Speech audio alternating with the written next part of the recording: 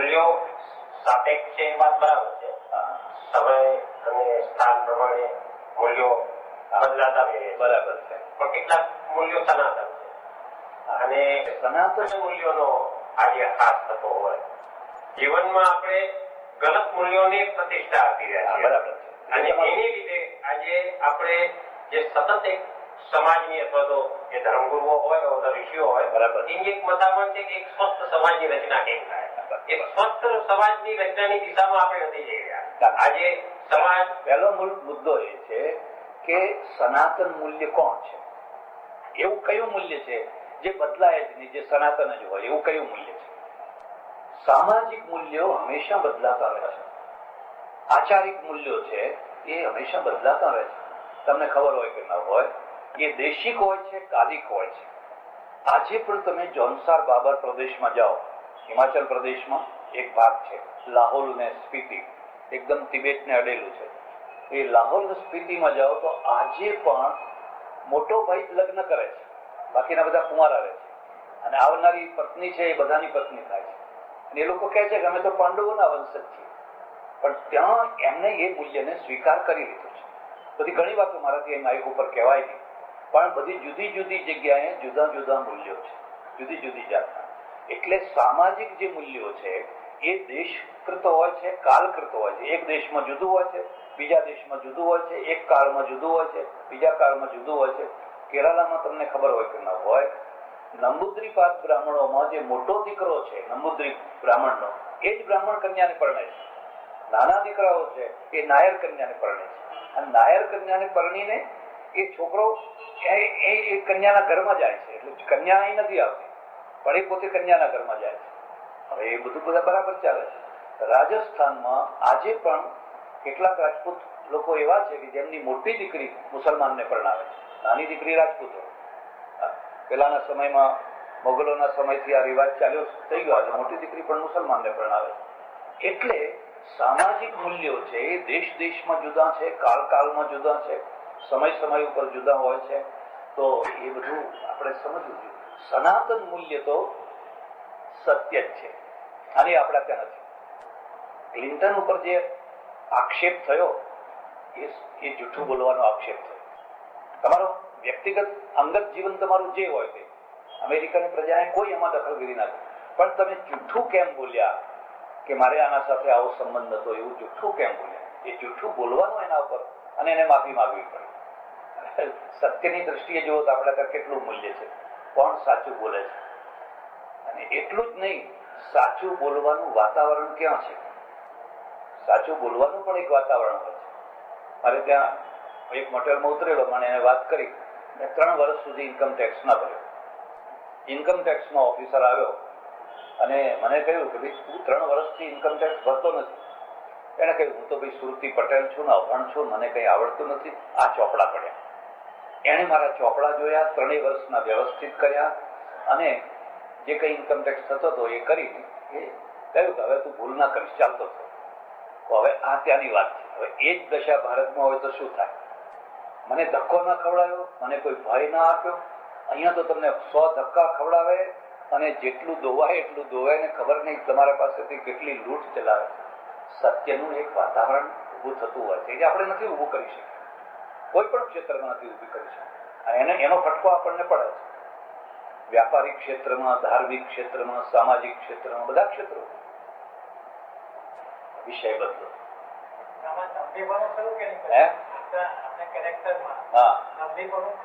આવે જ ને, સ્વાભાવિક જ છે. સત્યને જ્યાં તમે સત્યને છુપાવો એટલે દંભ આવવાનો જ છે.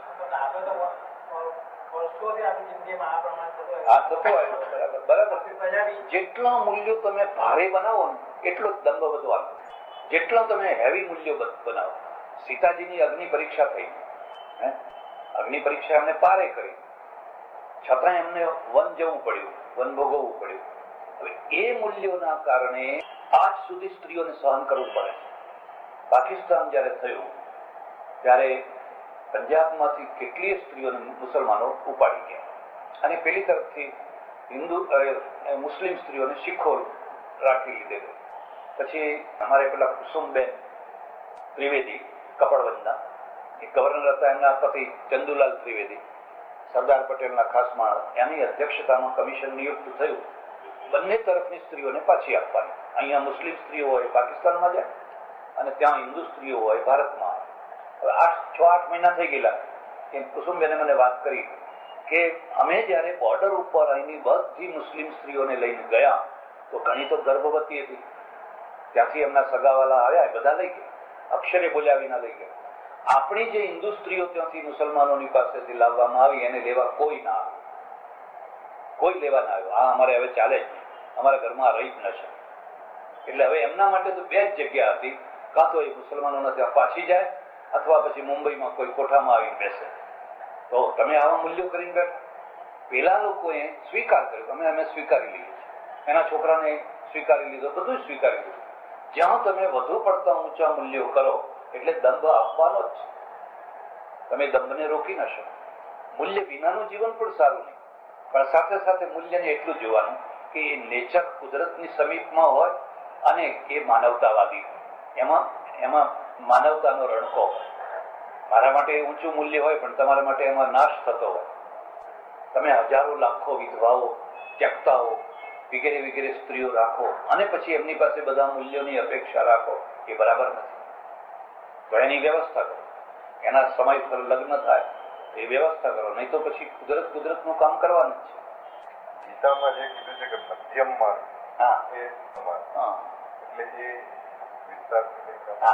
મધ્યમ માર્ગ એટલે શું?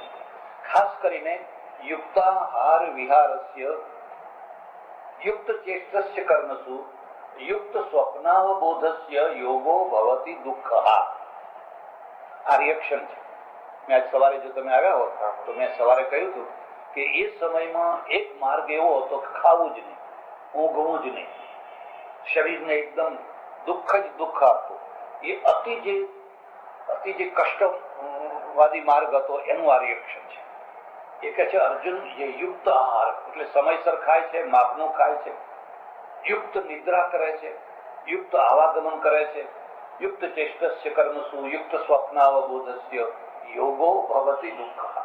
એમાં યુક્ત શબ્દ વાપર્યો છે. યુક્ત એ મધ્યમ માર્ગ.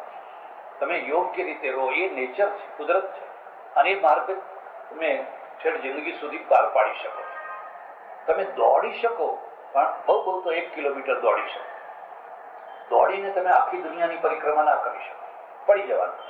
પણ તમે ચાલીને આખી દુનિયાની પરિક્રમા કરી શકો.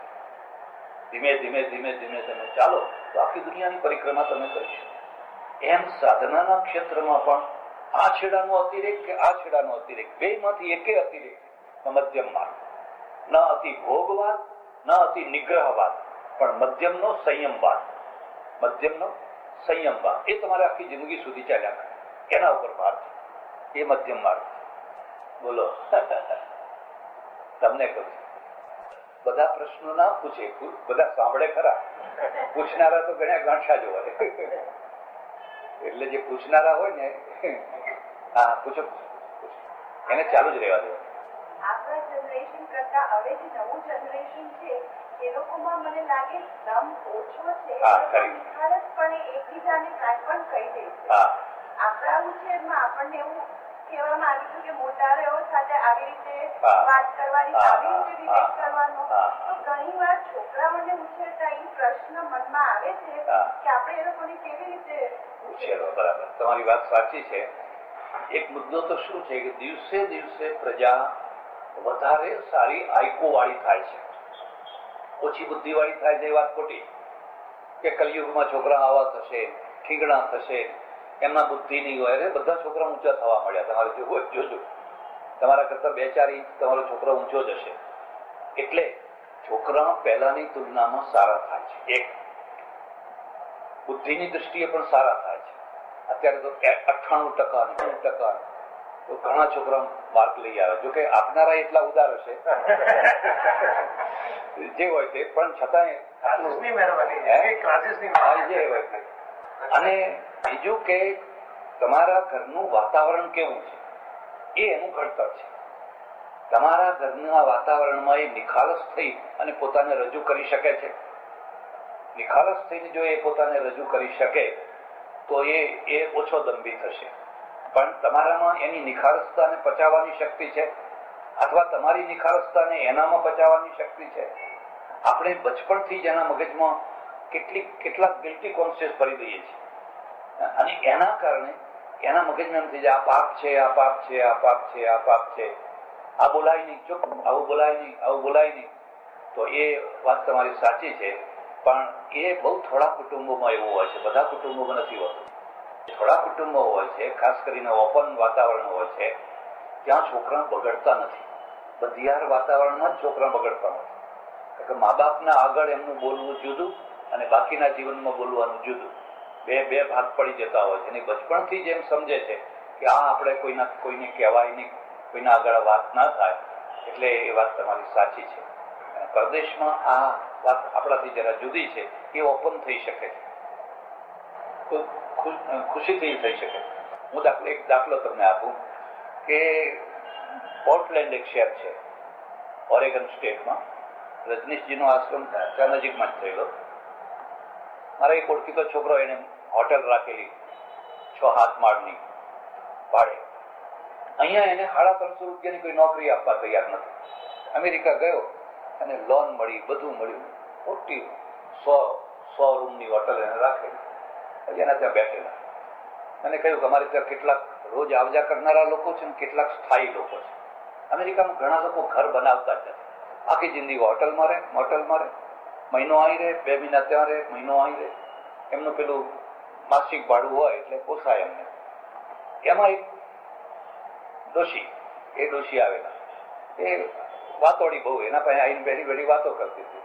એટલે આ છોકરાએ એને કહ્યું કે 65-70 વર્ષના હશે, તમે લગ્ન કેમ કરી નથી લેતા? એમ કોઈને ખોટું ના લાગે. આપણા ઘર કોઈને એવું કહેવાય જ નહીં, પણ એને કોઈને ખોટું ના લાગે કે તમે કેમ લગ્ન નથી કરી લેતા. એને તરત જ કહ્યું કે હું હમણાં એક પાદરીના લવમાં છું, મારે એક પાદરી સાથે લવ ચાલે છે, એટલે લગ્ન નથી કરતી. આવું આપણા ત્યાં કોઈ કહી શકે ખરું? કોઈની હિંમત થાય ને કોઈ કહે તો શું પરિણામ આવે? એ બિલકુલ નિખાલસતાથી કહ્યું. એ પેલો મારા સામે જોઈને હસવા માંડ્યો. મને કે જુઓ, હવે આ અમેરિકા છે. તો આ ગમે એવું છે ને ન ગમે એવું છે. જે એને કહ્યું એ ભારતમાં પણ છે, નથી એમ નહીં, પણ ભારતમાં એ બધું દબાયેલું છે. પેલું ઓપન છે, ખુલ્લું છે. એટલે આપણે કહીએ આ લોકોને કોઈ કલ્ચર નથી, કોઈ સંસ્કૃતિ નથી, ફલાણું. અરે નથી, પણ સત્ય તો છે ને. દંભ તો નથી ને, આડંબર તો નથી ને. એ જે છે એ ખુલ્લા છે. એટલે એ વાતાવરણ છે. આગલા પ્રશ્નના અનુસંધાનના એક પ્રશ્ન કે આપણે આપણા કુટુંબોમાં થોડું ઓપન વાતાવરણ પણ રાખીને છોકરાઓને ઉછેરીએ, પણ હવે અમારા છોકરાઓ જયારે મોટા થઈને અમેરિકા ભણવા જાય કે લગ્ન કરીને જાય ત્યારે એમને જે પિયર પ્રેશર આવે છે, અને આજે એવું પણ સાંભળવામાં આવે છે કે MIT જેવી યુનિવર્સિટીમાં અમેરિકન લોકો જ પિયર પ્રેશરથી આઘાત કરીને છોકરાઓ મરી પણ જતા હોય છે. આ પિયર પ્રેશર પિયર પ્રેશર નો શું અર્થ છે? પિયર પ્રેશર એટલે આજુબાજુના જે વાતાવરણ, ના એમના જે સ્ટુડન્ટ કે સમવર્ગના લોકો જેવું ન કરી શકવાથી એમાં બીજો ઘણીવાર આડા આવતા હોય છે કે અથવા તો એના જેટલું સારું કે ખરાબ એ તો મૂલ્યોને આપણા ઉપર છે કે તમે એને સારું સમજો. એ ન કરી શકવાથી જે કોમ્પ્લેક્સ એના માટે આપણા બાળકોને કઈ રીતે તૈયાર કરીએ? એ તમારી વાત બિલકુલ સાચી છે. અને એ જેટલી અમેરિકા માટે સાચી છે એટલી જ ભારત માટે પણ સાચી છે. ભારતના છાત્રાલયો કે કોલેજો કે યુનિવર્સિટીઓ આ બધા વાતાવરણથી મુક્ત છે એવું નહીં. હું તો ઘણી વાર એવું માનું કે કેટલીક બાબતોમાં એમના કરતા વધારે ડેન્જર છે, ભયંકર છે. પણ હવે એનામાં ટકી રહેવાની શક્તિ હોવી જ જોઈએ. એનામાં જ નહીં, બધામાં. તમે જ્યારે પણ કોઈ પ્રકારનું જીવન જીવો છો તો તમારામાં એક લપસણી જગ્યા છે, એમાં ન લપસવાની શક્તિ હોવી જ જોઈએ. અને એ એના મા બાપથી મળી હોય, પરંપરાથી મળી હોય, જે રીતે મળી હોય એ રીતે એને મળવી જોઈએ. પણ સુધારો આટલો કરવાનો કે અનિચ્છાએ પણ કદાચ કોઈ ભૂલે ચૂકે થોડું લપસી ગયો હોય તો પછી એને ફેંકી નહીં દેવાનું. પછી એ બધી રીતે ખરાબ જ થઈ ગયો છે, બગડી જ ગયો છે એવું નહીં માની લેવાનું. એને સ્વીકારી લેવાનું. એ દીકરી હોય કે દીકરો હોય તો જ તમારે અમેરિકા મોકલવાનું, તો જ તમારે કોલેજમાં મોકલવાની, યુનિવર્સિટીમાં મોકલવાની, કે કોઈ ઓફિસમાં નોકરી કરવા મોકલવા. અને જો તમે એ બધું ન સ્વીકારી શકો તો પછી ઢીંગલી બનાવીને ઘરમાં જ રાખો, તો બીજો કોઈ રસ્તો. આવું ન થાય એ વધારે સારું. પણ માનો કે માણસ છે, કદાચ થઈ ગયું હોય તો તમારે ઉદારતાથી એને સ્વીકારવું. પૂછવાનો પ્રશ્ન મને લાગે છે કે આપણે તો કદાચ સ્વીકારી લઈએ, પણ જે બાળકો છે એ ઉંમરના હું સમજી ગયો, બાળકો પોતે નથી સ્વીકારી. દુનિયાના મૂલ્યો છે, એને લાગે છે કે અમે ખોટું કામ કર્યું છે, એને કઈ રીતે માનસિક રીતે તૈયાર. હવે એ તૈયાર કરવું મુશ્કેલ છે. ગાંધીજી જયારે પરદેશ ગયા ત્યારે એમની માતાએ 2-3 સોગંદ ખવડાવેલા, પ્રતિજ્ઞાઓ લેવડાવેલી, અને એમના સત્યના પ્રયોગોમાં એમણે લખ્યું પણ છે. તો હવે એ તો ગાંધીજી હતા, અને એમણે જે લખ્યું છે એટલે સુધી જ બધું થયું હશે એમ માનીને આપણે ચાલીએ તો બધા કંઈ ગાંધીજી ના હોય. અને બધી મોકલનારી માતાઓ પણ કંઈ પુતળીબાઈ કે જે હતા એવા ના હોય. એટલે એ તમારે વિશાળતાથી ચાલવું પડે ને. ન સ્વીકારી શકે તો એને એ રીતે કહેવાનું, જો ભાઈ ત્યાં આવું થાય છે, તું આમાંથી બચજે અને તું તારું રક્ષણ કરજે. 100% તો કોઈ ઉપાય છે. હવે કોઈ છે? હા, બરાબર. આપણે બાળ ઉછેર માટેની વાત ગઈકાલે પણ થયેલી અને આજે પણ થઈ. હવે એના અનુષ્ઠાનમાં મને યાદ આવ્યું કે ઘણા વર્ષો પહેલા આંતરરાષ્ટ્રીય બાળક વર્ષ ઉજવવામાં આવેલું. બરાબર. અને એ વખતે પરિચય ટ્રસ્ટ દ્વારા બાળ ઉછેરથી બાળકોથી એવું નાનું પુસ્તક માત્ર 50 પૈસામાં મળતું હતું. બરાબર. તો એ વર્ષે તો મેં 1000 પુસ્તક ખરીદ્યા અને માતાઓને ફ્રી આપ્યા. હવે બાળ ઉછેર માટે આવું જે બી સાહિત્ય હોય એ આપણે માતાઓને પહોંચાડીએ, આવી કઈ યોજના કરીએ તો એનું કઈ પરિણામ સારું આવે. હા, જરૂર સારું આવે. પણ એક મુદ્દો ખાસ યાદ રાખજો કે પ્રત્યેક બાળક છે એ જન્મજાત એનું એક નિશ્ચિત વ્યક્તિત્વ લઈને જન્મતો હોય છે. તમે એના ઉપર થોડી રંગોળી પૂરી શકો. ગાંધીજી હરિદાસને ના સુધારી શક્યા. ગાંધીજીના બધા દીકરાઓમાં હરિલાલ હતો, હરિલાલને ના સુધારી શક્યા. ગાંધીજી બહુ દુઃખી થતા.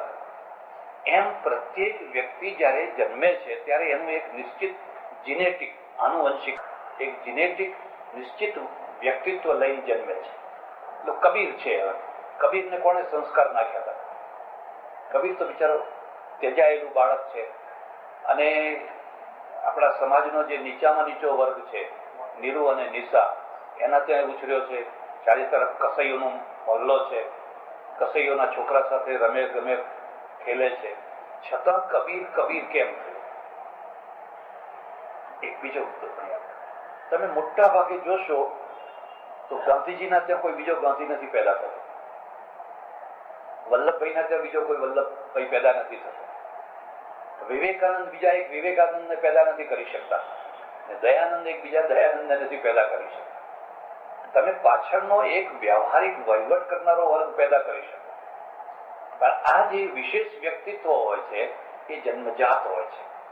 પછી તમે એને રંગોળી પૂરો તો રંગોળી પૂરી શકો, અને એ તમારા સંસ્કાર છે. પણ જે મૂળ છે જીન, એને તમે ના બદલી શકો. એટલે બાળ ઉછેરમાં પણ આ મર્યાદા છે. તમારી પાસે 50 બાળકો આવતા હોય એ 50-50 ને તમે એક સરખો ઉછેર ન કરી શકો. એ સૌ પોતપોતાનું વ્યક્તિત્વ લઈને આવે છે, અને પોતપોતાના વ્યક્તિત્વની સાથે એ સારા નબળા થતા હોય છે. એમાં તમે થોડોક ભાગ ભજવી શકો. એમાં સારા પુસ્તકો, સારું વાંચન, સારી બેઠક ઉઠક, એ બધો મહત્વનો ભાગ ભજવે ને એ કરવો જ જોઈએ. પણ એ જ બધું છેલ્લું છે એવું નહીં માની લેવાનું. છેલ્લું તો એનો મૂળ જે જેનેટિક જે એનો આનુવંશિકતા છે એ જ ખરી વાત છે. એટલે જે જન્મજાત વ્યક્તિત્વ છે એનો આધાર માતાના ગર્ભમાં હોય ત્યારે પડેલા સંસ્કાર, અને કદાચ જો પુનર્જન્મમાં આવતા હોય પુનર્જન્મના સંસ્કાર પણ એમાં ભાગ ભજવે ખરા ને? એના કરતા માતાના સંસ્કાર તો ખરા જ, એની ના નહીં. માતાના સંસ્કાર કરતા પણ આનુવંશિકતા વધારે મળે. અને આનુવંશિકતા છે એ કૂદકો મારીને આવતી હોય. કૂદકો મારી એટલે આપણા ત્યાં પ્રાચીન કાળમાં વરકન્યાના જે કુળ જોવામાં આવતું ને, કુળ જોવાના પાછળ એ હતું. તમને એક જ દાખલો આપું કે એક છોકરાને 3 આંખ થઈ. મા બાપને તો 3 આંખ નથી. તમે તપાસ કરશો 4થી 5મી પેઢીએ મા કે બાપ કે એમના કોઈ પરંપરામાં કોઈને 83 અંક હશે, એ 83 અંક કૂદકો મારીને અહીં આવી ગઈ. અથવા 5મી, 6ઠી, 7મી પેઢીએ કોઈ છે એ વિવર માઇન્ડ હતો, મગજ જરા અપસેટ થયેલું રહેતું, અડધો ગાંડા જેવો હતો, એ કૂદકો મારીને આવી જાય. એટલે એ આનુવંશિકતા છે, એ કૂદકો મારીને આવતી હોય છે. અને કોઈ વાર આવી રીતે એક અસાધારણ વ્યક્તિત્વ જન્મજાત હોય છે, તો કોઈ અસાધારણ બેડ વ્યક્તિત્વ જન્મજાત હોય છે, જેને તમે સુધારી જ ન શકો. પ્રયત્ન કરીને થાકી જાઓ તોય તમે સુધારી ન શકો. એટલે એ એક આનુવંશિકતા કારણ છે. એની સાથે સાથે આ આપણા પ્રયત્નો પણ ચાલુ રાખવા જોઈએ. દાખલા તરીકે અલ્સેશિયન કૂતરો છે ને, અલ્સેશિયન કૂતરો એ અલ્સેશિયન જ છે, એ આનુવંશિકતાથી અલ્સેશિયન છે. તમે આ સામાન્ય કૂતરું છે, જે રખડતું કૂતરું આપણું, જેને દેશી કૂતરું કહીએ, એને લાખ પ્રયત્ન કરીને અલ્સેશિયન નહીં બનાવી શકે. એમાં ઘણા સારા હોય છે, એવું નથી હોતા એમ નહીં, પણ પેલો જે સારો છે એ આનુવંશિકતાથી સારો છે. એટલે ઉપરના પ્રયત્નો, આપણે ઉપર રંગોળી પૂરવાના પ્રયત્નો કરી શકીએ. પણ આજકાલ સમાજમાં અને બાળકોમાં પણ વાંચન પ્રત્યે અભિરુચિ જ નથી. પણ ના, એવું હું એમ માનું છું કે વાંચન શા માટે કરવું જોઈએ? જ્ઞાન માટે. અને જ્ઞાન એને ટીવી માંથી મળે, બીજેથી મળે, ત્રીજેથી મળે. એટલે હવે મોટા લોકોનું વાંચન ઓછું થઈ જ જવાનું. બાળકોની વાત જવા દો, મોટા માણસો પણ પહેલા જેટલું વાંચતા, પહેલા વાંચવા વિના બીજું કોઈ વસ્તુ જ નથી. એટલે લાઇબ્રેરીમાં જાય, પુસ્તકો વાંચે. આજે તો તમે ડિસ્કવરી જુઓ, નેશનલ જ્યોગ્રાફિક એવું કોઈ સિરિયલ તમે જુઓ, તો એમાં બધી ઘણી વસ્તુઓ આવતી હોય છે, જેમાંથી 100 પુસ્તકો વાંચીને જે જ્ઞાન થાય એ 1 કલાકમાં તમને થઈ જાય. એટલે આ બીજા દરવાજા ખોલ્યા છે. અને આના કારણે આ બાળકો એમની ઉંમરના જૂના બાળકો કરતા જ્ઞાનમાં ઓછા નથી, છે ઓછા. 10 વર્ષ વાંચન જરૂરી છે, પણ એને રસ જાગે તો. પણ આજનું 10 વર્ષનું બાળક 50 વર્ષ પહેલાના 10 વર્ષના બાળક કરતા જ્ઞાનમાં ઘણું આગળ છે, જરાય ઓછું નથી. હું મારી ઉંમરની વાત કરું, 18-20 વર્ષ સુધી કઈ અક્કલ જ નથી, કશી ખબર જ નથી. ગાંધીજી મરી ગયા ત્યારે ખબર પડી કે કોઈ મરી ગયું છે, ખબર જ નથી કે ગાંધીજી કોણ છે. એક સરઘસ નીકળ્યું, પૂછ્યું ભાઈ આ શું છે? કે ગાંધીજી મરી ગયા. પણ કોણ ગાંધીજી? ગામમાં પેપર જ ના આવે, એવું બધું. એટલે અત્યારે બાળકોમાં જ્ઞાન ઓછું છે એવું નથી, શિક્ષણ ઓછું નથી, સમજણ ઓછી નથી. હું તો એથી વધારે કહું તમને કે સંસ્કાર પણ ઓછા નથી. સંસ્કાર પણ ઓછા નથી. નાની ઉંમરમાં અમે બધાએ જે તોફાન કર્યું છે એ તો બધા ભૂલી જતા હોય છે. એ તુલનામાં તો આજના છોકરા કઈ તોફાન નથી કરતા. અમે બધા ઝાડ ઉપર ચડીને ઈપડી પીપડી રમતા, અને વાઘરીની વાડીમાં જઈને પેલા ચીબડા ચોરી લાવતા ને બધું કરતા. હવે એ બધાની તુલનામાં તો આજના છોકરા બિચારા ઘણા સારા. એને તોફાન કરવાનો ટાઈમ નથી મળતો, એટલું બધું ભણવાનું છે ને કે સવારથી સાંજ સુધી એ બહાર ઉપાડીને ફરફર કર્યા કરતો હોય છે.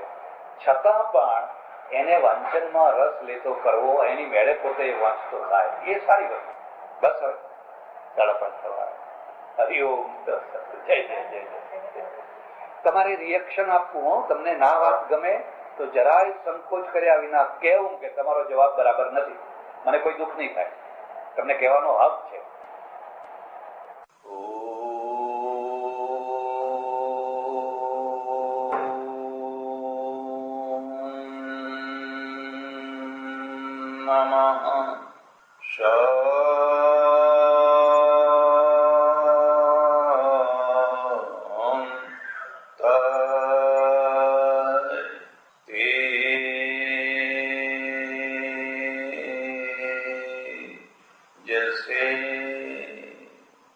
સજ્જનો અને બહેનો, ધર્મચર્ચા ચાલી રહી છે. એક નવા સંદર્ભમાં, એક નવા પરિપ્રેક્ષ્યમાં, એક નવી દૃષ્ટિથી. પ્રાચીન કાળમાં આપણે ત્યાં જે ધર્મની વ્યાખ્યા, પરિભાષા કરવાનો પ્રયત્ન થયો છે એમાં મુખ્ય 3 ભાગ છે. ઋષિઓના દ્વારા, પંડિતોના દ્વારા, પુરોહિતોના દ્વારા. આ 3 ભેદને જો માણસ સમજે તો ધર્મની વ્યાખ્યાને સમજવાની એની શક્તિનો વિકાસ થાય. બહુ પ્રાચીન કાળમાં એક વ્યાખ્યા એવી કરવામાં આવી, ધારણા ધર્મ મિત્યાહુર ધર્મો ધારયતે પ્રજા. જે પ્રજાનું ધારણ કરે એનું નામ ધર્મ કહેવાય. ધારણ કરવાનો શું અર્થ છે? જેમ પૃથ્વી છે એ પૃથ્વી બધાનું ધારણ કરે છે, એવી જ રીતે ધર્મ પણ બધાનું ધારણ કરે છે. બહુ સુંદર અને બહુ સચોટ વ્યાખ્યા છે. એવી રીતે પ્રજાની જે જરૂરિયાતો છે, આવશ્યકતાઓ છે, એનું જે ધારણ કરે, એનું જે સમાધાન કરે, એનું નામ ધર્મ છે.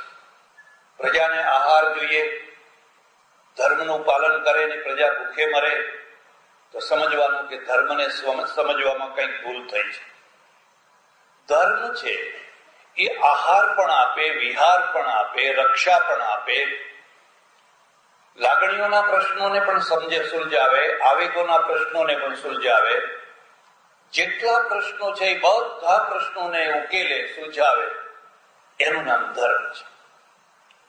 ધર્મ એવી વસ્તુ નથી કે અહીંથી ભાગી જાય કે એ કામ અમારું નહીં, આ કામ અમારું નહીં.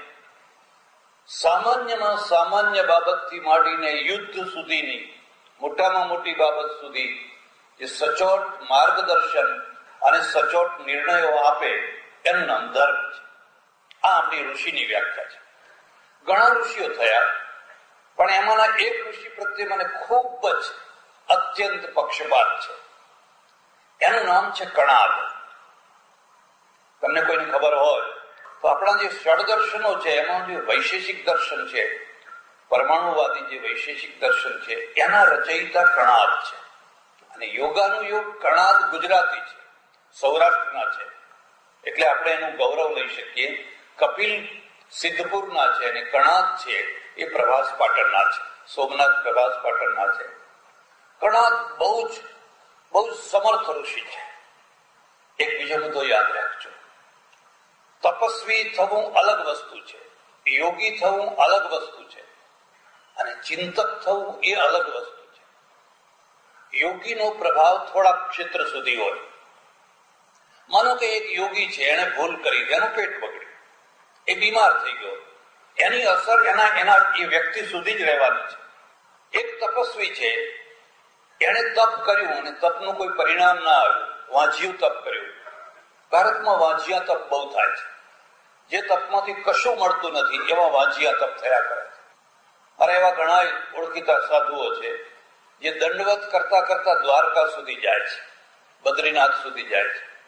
ચીપિયો મૂકે, પાછા દંડવત કરે, ચીપિયો મૂકે, પાછા દંડવત કરે. એમની જે શારીરિક અને માનસિક શક્તિ છે એને સલામ કરવાનું મન થાય. પણ સામે પ્રશ્ન એ થાય કે આનાથી મળે છે શું? દેશને શું મળે છે? સમાજને શું મળે છે? લોકોને શું મળે છે? હું ઘણા વર્ષો પહેલા ઉત્તર ગુજરાતમાં એક ગામમાં રહું અને આવા એક મહારાજ નીકળેલા. લોકોના ટોળે ટોળા. અમારે ઉત્તર ગુજરાતમાં પટેલો છે ને બહુ શ્રદ્ધાળુ, જરાક કઈક ભાડે એટલે તૂટી જ પડે, પૈસાનો ઢગલો થઈ જાય સાંજે. એટલે મારી પાસે સાંજે લોકો બેસવા આવે, બધી ચર્ચા કરે. એમાં એક કાણિયા ડોહા, એક આંખ નહીં એમ, મને કે મહારાજ કહો કે નાખો, આ બાવો મને સાચો લાગતો નથી. એમ જયારે હું ગુસ્સે થઈ ગયો, મેં કહ્યું તમને બધે ખોટું જ દેખાય છે. બે આંખ વાળા કરતા એક આંખ વાળાને જુદું જ દેખાય તમારે. અમને ઘણા, કોઈ માફ કરજો, કોઈ ખોટું ના લગાડતા. અમે એકવાર યાત્રા કરવા ગયેલા, 6, 7, 8 નું અમારું કમ્પાર્ટમેન્ટ જુદું હતું. એમાં એક એવા ડોહા મને કે મહારાજ પેલો ઉપર સુઈ જાય છે ને કાઠિયા ઉપર, એ લાડવા ચોરે છે. એમ કે જમતી વખતે લાડવા ખાય છે ને પાછા લોટામાં મૂકીને ચોરીને આવે છે. એને હું લડેલો. તો યાત્રા કરવા આવ્યો છે કે આવું જોવા આવ્યો છે? એવું હોય ને, એને બિચારાને કોઈ બાલ બચ્ચા નથી, પતિ પત્ની 2 છે, આગળ પાછળ કોઈ ખાનારું નથી, પૂરી મિલકત છે, એને ચોરવાની શી જરૂર છે? સારું કહેતા જોજો તમે. હવે બન્યું એવું કે બપોરનો ટાઈમ, અમે બધા સુતેલા, વેગમ પેલું ડબ્બો એક સાઈડે પડેલો, સન્ટિંગ કરનારો એન્જિન આવીને જોરથી ધક્કો માર્યો ને તો ઉપર પેલા ડોસા છે ને એક પછેડી ઓઢીને અંદર લાડવો ખાય, લોટામાં રાખેલો, તે અડધો લાડવો ખાધેલો ઓઢી ઓઢીને, પેલું જોરથી ધક્કો વાગ્યો ને લોટો પડ્યો નીચે, અડધો લાડવો બહાર નીકળ્યો. પેલા છે ને તરત જ મને કે જુઓ મહારાજ, કે મને લડતા હતા પણ જોઈ લો. મેં કહું આ બે આંખ વાળા કરતા એક આંખ વાળો આટલું બધું જોવે છે? તીર્થમાં જાય તોય પણ માણસની જે આદતો હોય એ આદતો ચાલુ જ રહે. એ તુકારામે પેલું તુંબડું આપેલું, 68 તીર્થ ફરીને આવ્યું અને ફરી પાછું એને કાપીને ચાખ્યું તો કડવું ને કડવું, બધે નવડાવ્યું પણ એમાં કઈ ફેર પડ્યો ખબર નહીં. અત્યારે ફેર પડતો હશે કે નહીં પડતો હોય, પણ માણસની જે આદતો છે જન્મજાત એને કાઢવી બહુ કઠિન છે. એટલે હું એને જરા લડ્યો. અરે સાંજે તો પૈસાનો ઢગલો થઈ જાય. પછી ખબર પડી એ તો ફલાણા ગામનો ફલાણી નાતનો ફલાણો માણસ હતો, અને આ બધું કરનારે પાછા પટેલો. એ પણ તમને કહી દઉં, તું બાવો થા ને અમે તારા ચેલા થઈએ અને પ્રચાર કરીએ, લોકોને ખેંચી લાવીએ, અને ખેંચી લાવે ઢગલો થઈ ગયો. પ્રશ્ન એ થાય છે કે આમાંથી મળે છે શું? પશ્ચિમના લોકો આપણને પૂછે છે કે તમારે ત્યાં આટલું બધું તપ છે, પણ દેશના પ્રશ્નો તો એમ જ છે. ગરીબી એમની એમ છે, ગંદકી એમની એમ છે, ગુંડાગીરી એમની એમ છે, બધા પ્રશ્નો એમને એમ જ છે. મેં એમને કહ્યું કે એટલા માટે એમને એમ છે કે અમે તપ કરીએ છીએ. જો અમે આ તપ કરવાનું બંધ કરીએ ને પ્રશ્નોને ઉકેલવાનું કામ કરીએ તો હમણાં બધું સુધરી જાય. પણ અમારી આખી શક્તિ તપમાં લાગી જાય, અને તપમાંથી કશું મળતું નથી. એટલે ઘણી વાર એવું તપ હોય કે જે તપમાંથી લોકોને કશું મળે નહીં. માણસ રીબાય, માણસ પોતે દુઃખી થાય, અને એ રીબામણીની એને પૂજા મળે. લોકો એના ઉપર જય જયકાર કરે કે હા હા હા મહારાજ તો એક પગે ઉભા છે, પગ સૂજીને આટલો થાંભલા જેવો થઈ ગયો હોય.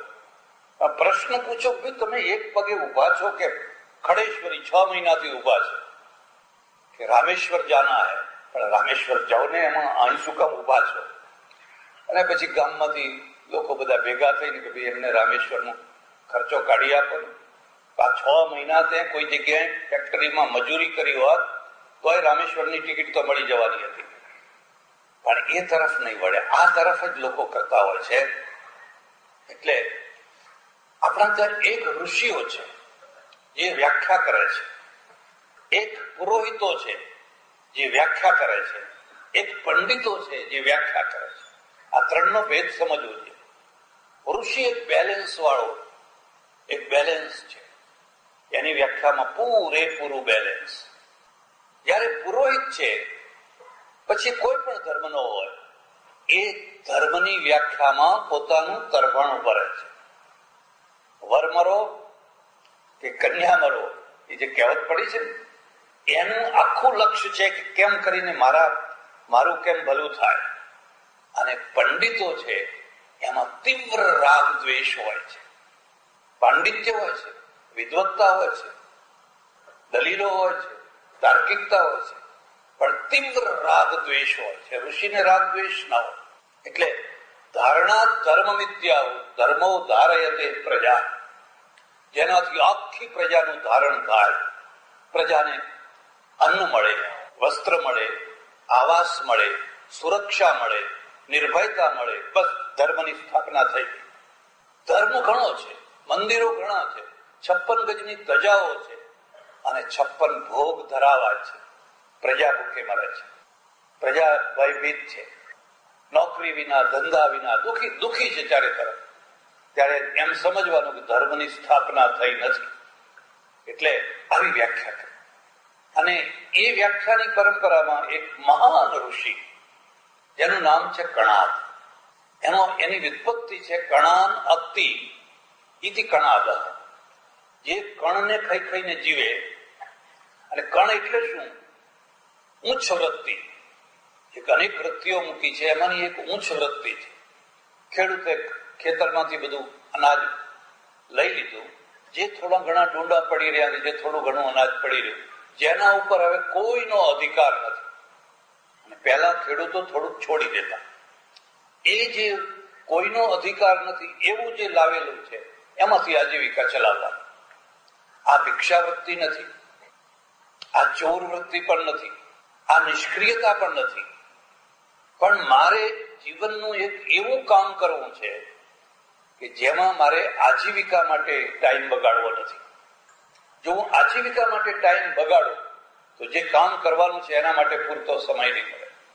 એટલે તમને કહું છું કે આ યોગીઓ, તપસ્વીઓ એ બધા તો બહુ ઠીક છે, ચિંતક થવો બહુ અઘરું છે.